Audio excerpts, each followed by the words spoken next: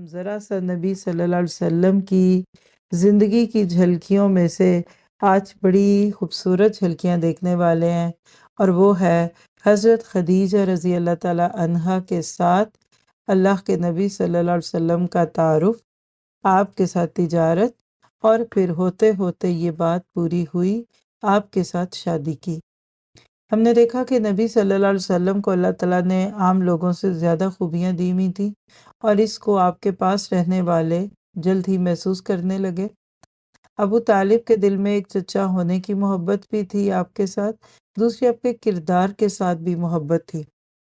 اور ابو طالب ایک غریب انسان تھے، حالانکہ سردار تھے، یعنی اس دور کے سردار اپنے ہی گھر نہیں بھرتے تھے بلکہ دوسروں کی خدمت کرنے والے ہوتے تھے۔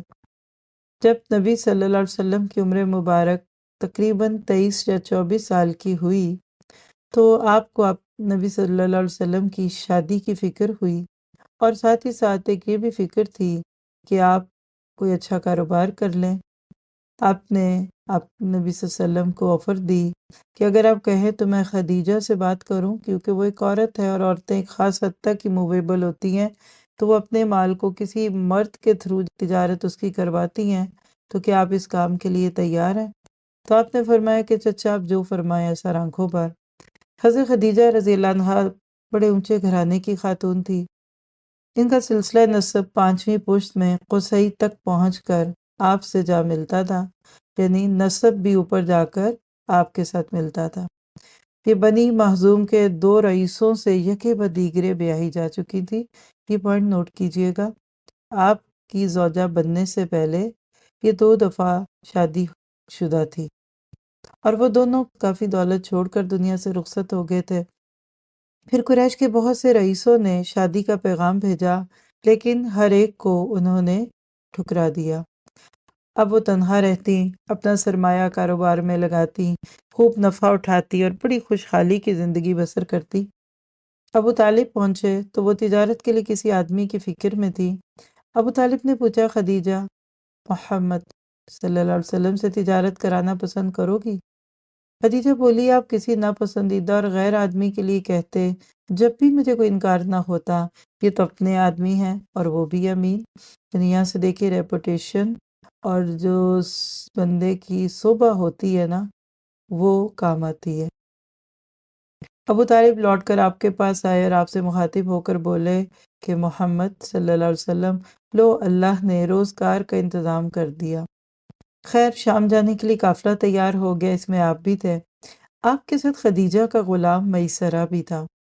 آپ کے سبھی چچا آپ کو رخصت کرنے آئے۔ ابو طالب آگے آگے تھے۔ ان لوگوں نے جدا ہوتے وقت بڑے پیار سے کہا، خدا یہ سفر مبارک کرے، تجارت میں خوب برکت دے اور خیریت سے واپس لائے۔ میسرہ کو بھی وصیت کی کہ دیکھو میسرہ، محمد کا خیال رکھنا صلی اللہ علیہ وسلم، کوئی تکلیف نہ ہونے دینا، اور آپ ان محبتوں کی مٹھاس کو محسوس کیا کریں۔ اور آپ کا میرا عمل بھی یہ ہے کہ ہم جتنے بھی مصروف ہوں، ہم جتنے بھی اور کاموں میں ہوں، لیکن ہمیں اپنے پیاروں کو محبت کا احساس ضرور دلانا چاہیے۔ خیر، قافلہ روانہ ہو گیا۔ راستے میں وہ ساری چیزیں پھر سامنے آتی رہیں جو آپ پہلے سفر میں دیکھ چکے تھے۔ چلتے چلتے قافلہ شام پہنچ گیا اور پھر اسی شہر بصرہ میں ٹھہرا۔ قافلے میں جتنے لوگ تھے سب کی ہمدردیاں اور خیر خواہیاں آپ کو حاصل تھیں۔ آپ بھی ان کے لیے بہترین رفیق سفر اور سراپا خیر و برکت تھے۔ اور یاد رکھیے کہ انسان سفر میں پہچانا جاتا ہے۔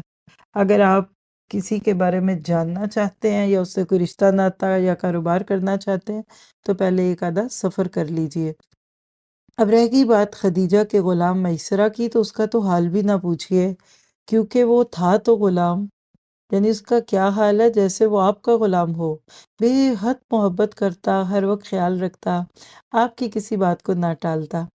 اس سے عمل کا نقطہ لکھیے کہ اپنا کردار اور اخلاق ایسا رکھیے کہ ہر ایک کا دل چاہے کہ وہ آپ کا خیال رکھے۔ جو کچھ سامان ساتھ تھا، اس کے آپ نے بڑی کامیابی سے تجارت کی اور ایک ہوشیار، تجربہ کار اور خوش تدبیر انسان کی طرح مال کو بیچا۔ پھر کسی کے ہاتھ کچھ بیچا تو بڑی خوش اخلاقی سے، کسی سے کوئی معاملہ کیا تو بڑی ایمانداری سے، کسی سے کچھ تبادلہ کیا تو بڑی دیانتداری سے۔ یہ بھی عمل کے نقطے، لین دین میں اخلاق اچھا رکھنا چاہیے۔ عموماً اس میں آوازیں اونچی ہو جاتی ہے، اور خاص طور پہ پھر جب ایسے ہول سیل کے اور بڑے بڑے تاجرانہ معاملے ہوتے ہیں تو چھوٹی چھوٹی بات پہ جھگڑے ہوتے ہیں۔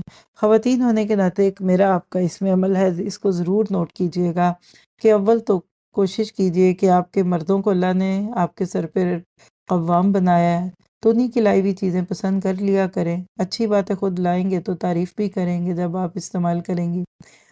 لیکن اگر بہت ہی شوق ہے ذمہ داری لینے کا سر پہ شاپنگ کی، تو جا کر بارگین کرنا، بے تکلفی کرنا، بھائی جان باجی آپ کے لیے اتنے کا، یہ ایک عورت کو زیب نہیں دیتا۔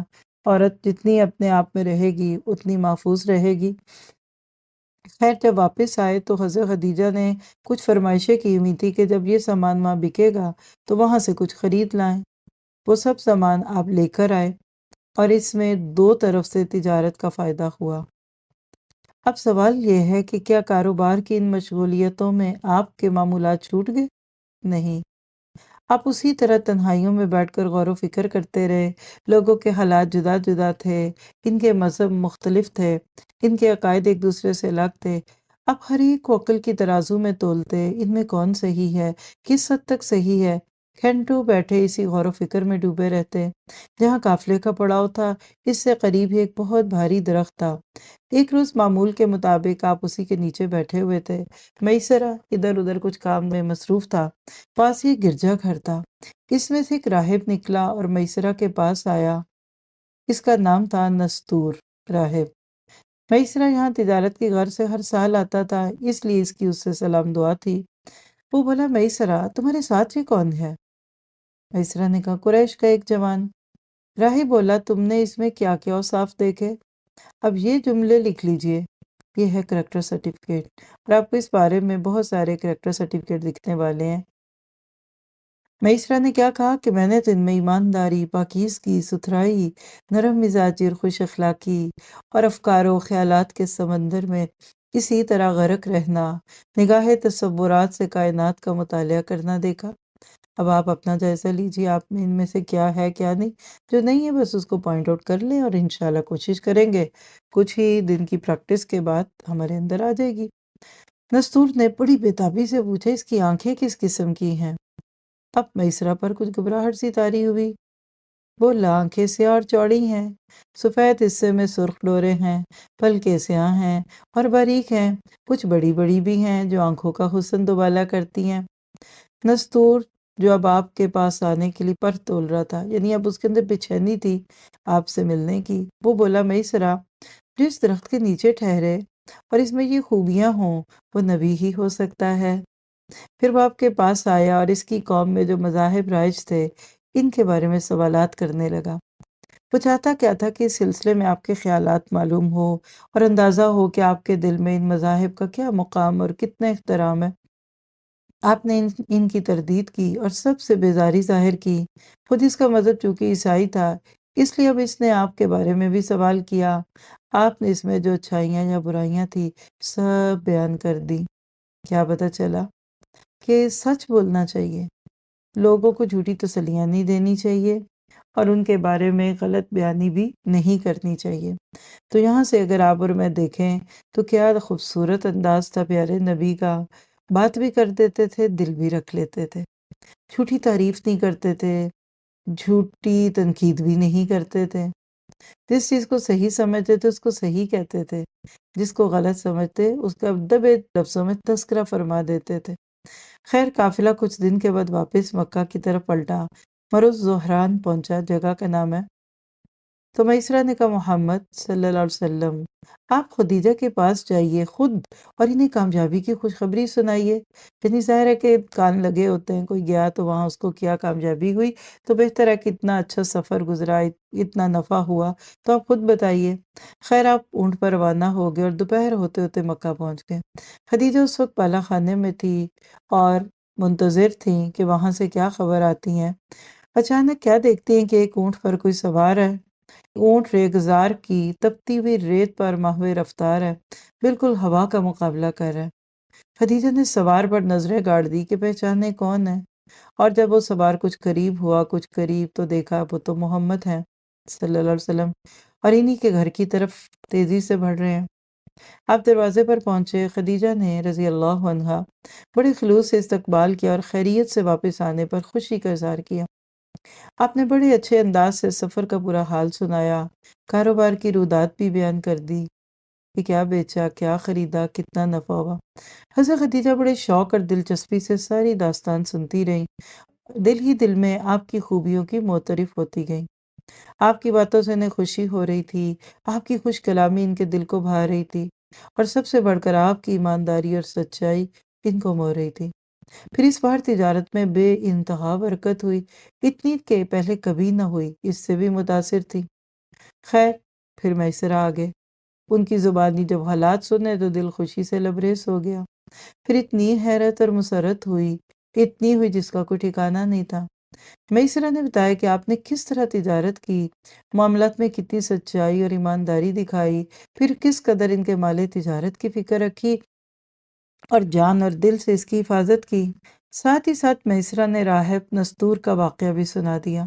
آپ بھی کبھی کہیں سے ہو کے جائیں نا تو گھر والوں کا بڑا دل کرتا ہے پھر کیا ہوا، پھر کیا ہوا، اور ماشاءاللہ جو ہمارے کلچر میں حج اور عمرے سے جانے والے سناتے ہیں، اور لوگ قافلے بنا بنا کے ان کو مبارکیں دینے آتے ہیں۔ حالانکہ نماز پڑھنے کی مبارک کوئی نہیں دیتا، روزہ رکھنے کی کوئی نہیں دیتا، لیکن حج اور عمرے کی مبارک کے ساتھ تو پھولوں کے ہار بھی ڈل جاتے ہیں۔ تو یہ بہرحال کلچر کی بات ہے۔ تو اسی طرح پھر لوگ سنتے ہیں، پھر لوگ بھی داستانیں سناتی ہیں، ایسے ہوا، مجھے وہاں موقع ملا، میں نے یہ کیا، اتنے عمرے کیے۔ تو اسے تھوڑا سا اجتناب کیا کریں، یہ آپ کی عبادت ہے۔ حج اور عمرے پہ اگر آتے ہیں تو پھر دوسروں کو کہانیاں نہ سنائیں، کیونکہ یہ آپ کے اپنے جذب کا وقت ہوتا ہے۔ اور الحمدللہ حرم میں جب آپ پہنچ جاتے ہیں اور وہاں آپ کا غور و فکر جاری ہوتا ہے، پھر آپ کو رات کی تراویح کا موقع مل جائے اور آپ چھت پہ ہوں اور وہاں سے کعبہ کی چھت بھی دکھ رہی ہو، ہوائیں بھی ہوں، یہ تو وہی جانتا ہے جس کے دل کو یہ سوچتا ہے۔ لیکن زیادہ سوچا کرے، غور و فکر کیا کہ یہ کون ہے، یہ کیوں آئے ہیں، ادھر کیا ہو رہا ہے، ادھر کیا ہو رہا ہے۔ تو بہرحال یہ ساری خوشخبریاں جب آپ کو سنائی گئیں اور پھر حضرت خدیجہ کے دل میں آپ کی جگہ بننے لگی۔ یاد رکھیے کہ یہاں بھی پردے اور حجاب کی وہ کہانی نہیں ہے جو بعد میں ساری شریعت کی طور پہ آئی۔ ہو سکتا ہے کچھ چیزوں سے آپ اپنے لیے عمل لینے لگے تو ابھی عمل کا نقطہ ایسا نہیں ہے، کیونکہ اس وقت تک ابھی شریعت نہیں تھی، پچھلا ہی دور چل رہا تھا، اور اس میں بھی اللہ کے نبی چونکہ فطرت پہ تھے تو خدیجہ سے بات کرنے میں اور خدیجہ کا آپ سے بات کرنے میں حیا کا ایلیمنٹ موجود تھا۔ پھر اسی طرح بتاتے بتاتے میسرہ بولا ایک واقعہ اور ہوا جس میں میں حیران رہ گیا، اور وہ کیا تھا کہ سفر سے ہم لوگ واپس ہو رہے تھے، میرے ساتھ دو اونٹ تھے، دونوں تھک کر جواب دے چکے تھے، تھا میں بہت پیچھے، اندیشہ ہوا کہ کہیں قافلہ آگے نہ بڑھ جائے اور میں تنہا رہ جاؤں۔ چنانچہ جلدی سے میں محمد کے پاس گیا صلی اللہ علیہ وسلم اور ان کو سارا حال بتایا۔ یہ سن کر پہلے تو انہوں نے دونوں کے پیر سہلائے، پھر نکیل ہاتھ میں لی اور ان کو ہنکایا، اور اب وہ اس طرح اچھلنے لگے جیسے کچھ ہوا ہی نہ تھا۔ خدیجہ بہت حیران ہوئی، بولی بھائی ان میں تو بڑی عجیب و غریب خصوصیات ہیں۔ اب ناممکن تھا کہ خدیجہ کسی وقت آپ کو بھول جائے یا آپ ذہن سے اتر جائیں، جہاں ہوتی آپ کا تذکرہ کرتی، جس سے ملتی آپ کی باتیں کرتی۔ ایسے لگ رہا تھا کہ اللہ تعالیٰ حضرت خدیجہ کے دل میں آپ کی محبت ڈال رہے تھے، اور ان کی وہ تمنا کہ کسی طرح مجھے کوئی امین اور صالح نوجوان مل جائے اور میں اس کو شریک زندگی بنا لوں، وہ وقت اب قریب تھا۔ حضرت خدیجہ رضی اللہ عنہا کو پہلے بھی کئی مردوں کے نکاحوں کے پیغام آئے جو بڑے بڑے رئیس تھے، لیکن یہ ان کو ٹھکرا چکی تھی اور بات نہیں بڑھاتی تھی، لیکن اب ان کے دل میں آیا کہ اگر مجھے شادی کرنی ہی ہے تو اس کے لیے یہ نوجوان بہتر ہے۔ اپنی یہ خواہش قریبی لوگوں میں سے ایک خاتون نفیسہ بنت علیہ تھی، ان سے ظاہر کر دی۔ وہ بولی خدیجہ کیا حرج ہے، اس امین سے نکاح کر لو۔ خدیجہ نے کہا کیسے، اس کی شکل کیا ہوگی، کیسے ہوگا، یعنی ہاؤ اٹ ول پروسیڈ، کیسے پروسیڈ کریں۔ نفیسہ نے کہا میں اس کی ذمہ دار ہوں۔ پھر وہ آپ کے پاس آئیں اور بولی محمد صلی اللہ علیہ وسلم نکاح کیوں نہیں کر لیتے؟ آپ نے فرمایا میرے پاس ہے کیا جو کر لوں؟ وہ بولی اچھا بتاؤ اگر کچھ انتظام ہو جائے اور ایک نہایت حسین اور مالدار خاتون سے نکاح کرنے کو کہا جائے تو کیا آپ تیار ہوں گے؟ آپ نے فرمایا وہ کون؟ وہ بولی خدیجہ۔ آپ نبی صلی اللہ علیہ وسلم خدیجہ کے اخلاق اور دانائی سے بھی متاثر تھے۔ آپ نے جیسا سنا تھا ان کو ویسا پایا۔ یہاں نوٹ کیجئے کہ جب آپس میں معاملات اور ڈیلنگ ہوتی ہے پھر ہی ایک دوسرے کا پتہ چلتا ہے، اور ویسے بھی حضرت خدیجہ کو لوگ اس وقت طاہرہ کہتے تھے۔ آپ نے طاہرہ کو واقعی طاہرہ ہی پایا، مگر ان سے نکاح یہ تو آپ کے کبھی خواب و خیال میں بھی نہیں تھا۔ اللہ کے نبی کو پتا تھا کہ حضرت خدیجہ نے کئی بڑے بڑے لوگوں کے پیغاموں کو قبول نہیں کیا تھا۔ آپ نے بھی کہا کہ یہ کیسے ہو سکتا ہے؟ نفیسہ نے کہا کہ یہ میرے ذمے ہے۔ خیر پھر آپ ابو طالب کے پاس پہنچے، ساری بات بتا دی۔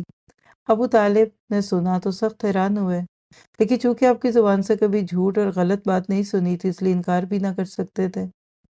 خیر بولے، تعجب ہے بیٹے، خدیجہ قریش کی معزز خاتون، مال و دولت اور جاہ و منصب والوں کو ٹھکرا دے اور تم کو اپنا شوہر بنا لے۔ یہاں سے دیکھے کہ رشتوں میں مال و دولت سے زیادہ شرافت اور دینداری دیکھنے کی دلیل بھی مل رہی ہے۔ پھر بولے، لیکن بیٹے اگرچہ تم مال کے کنگال ہو پر ہو تو شرف اور عزت سے مالا مال۔ آپ نے فرمایا، چچا نہ مجھے مال کی ہوس ہے نہ اس کی ضرورت۔ یہ بھی نوٹ کیجئے کہ آپ نے حضرت خدیجہ کے مال و دولت کی وجہ سے شادی نہیں کی۔ خیر ابو طالب نے بھائیوں کو ساتھ لیا اور خدیجہ کے چچا عمر بن اسد کے پاس گئے، اور ان کے بھائی عمر بن خویلد سے بھی ملے اور آپ کی طرف سے خدیجہ کے نکاح کا پیغام دیا۔ وہ دونوں اسی دم تیار ہو گئے۔ یہاں بہت سے نکتے ہیں جو اب اسلامی شریعت کو سامنے رکھیں کہ لڑکا لڑکی خود بھی کسی بات کے کرنے کے مجاز نہیں۔ آپ دیکھیے کہ انڈائریکٹ رشتہ ہو رہا ہے۔ انہوں نے اپنی دوست سے بات کی اور اس دوست نے عقل مندی سے پھر آپ کے چچا سے اور آپ سے تھوڑی سی موافقت حاصل کی، اور پھر شرعاً اچھے طریقے سے کسی بھی عورت کے، حالانکہ آپ 2 دفعہ شادی شدہ تھی، تو ابو طالب نے ان سے بات نہیں کی، یا ڈائریکٹ نبی صلی اللہ علیہ وسلم نے جا کر نعوذ باللہ ان سے کوئی محبت بھری باتیں نہیں کی، یا حضرت خدیجہ نے چھپ کے آپ کو کوئی میسج نہیں کیے۔ یہ سب ناجائز ہے۔ آج خود لڑکا لڑکی پوری طرح سیٹلمنٹ کر چکے ہوتے ہیں، پھر بعد میں رسمی کارروائی کے طور پہ ماں باپ کو بیچ میں لا کر اس رشتے کو لیگل کیا جاتا ہے، جائز قرار دیا جاتا ہے۔ اگر یہ بیچ کے سارے سابقے لاحقے ہٹا کر کسی لڑکے کو، اگر واقعی کو لڑکی کسی وجہ سے پسند آتی ہے تو وہ لڑکی کے